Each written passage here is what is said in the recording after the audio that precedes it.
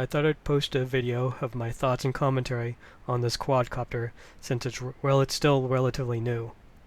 First of all, some background. The version that I have is the Blade Chroma 1080p camera version. It's not the 4K version. I don't really have the capabilities, the computer, the software, etc. to process 4K video at this point. So, even if I did have the 4K version, I'd probably just be running it in 1080p mode. My intention behind getting this unit is twofold.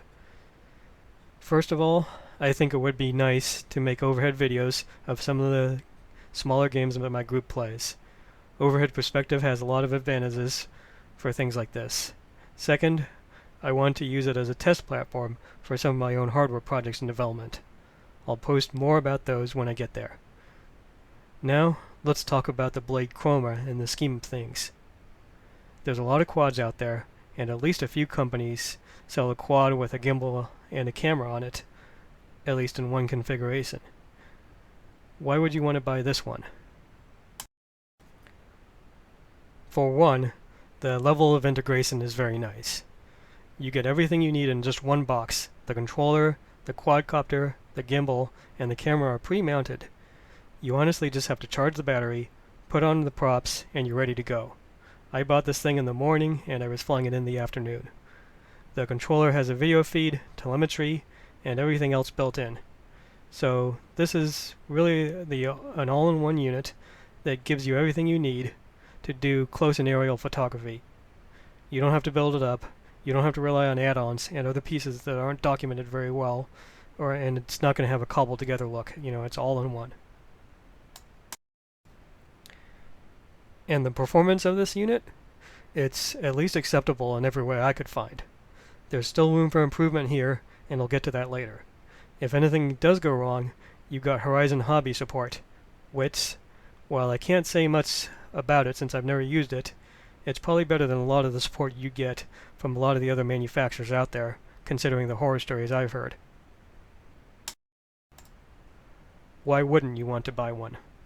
First of all, this isn't what I call an FPV quad, at least not out of the box. It's Wi-Fi video, latency is around 0.4 of a second, and it's basically uninterrupted line of sight only. If there's a tree, or a metal object, or some kind of terrain feature in the way, it's not reliable at all. It's not that you can't do FPV with this quad, but you'll need to add on a fat shark, a camera, and a display just like that, or you can go the GoPro route. Take the NTSC video out from a GoPro. There is a GoPro version of this product that is designed to mount a GoPro Hero. But you definitely shouldn't expect to be FPV flying with this right out of the box, at least not the FPV flying that's been popularized on the internet or in the local flight clubs. The pure capabilities.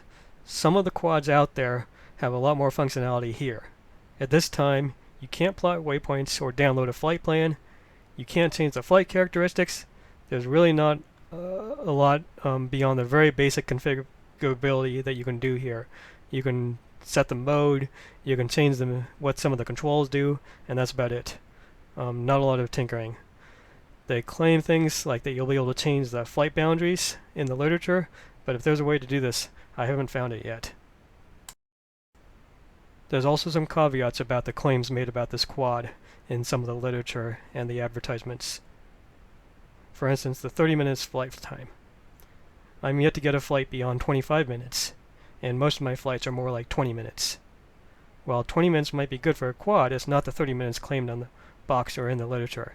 I mean, with all my other Blade quadcopters, I was getting in the 10 to 15 minutes, so yeah, for me 20 minutes is good. The quality of the video and the photos produced. Video is more than decent. You get good colors, if anything they're a bit overdone, and pretty good detail. It's not really the best when there's a lot of motion. You do lose a lot of detail there, but it quickly clears up once you slow down. The video itself is very smooth. There's not a lot of motion artifacts. I don't see any tearing or anything like that. And it is close to distortion free like they claim. And finally, the photo quality is good. at least for viewing on computer screens and things like that. If you get down to the pixels, it does have some defects, but nobody really goes that deep anymore. Detail is definitely there. Low light characteristics are better than I expected. So really, no major complaints as far as the photo quality. The ruggedness and reliability. I haven't had any problems here. Controls have always been responsive. It's lightweight, but it seems durable. Despite several mishaps, hard landings, even a rollover, I haven't been able to break anything. So far, it's holding together really good.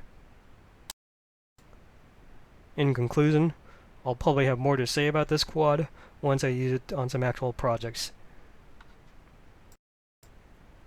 I do plan to take some video this Sunday at the field, and hopefully I'll be able to post that before I leave for AX, which will probably take me out of things for a week or two while I go through the photos and videos from that.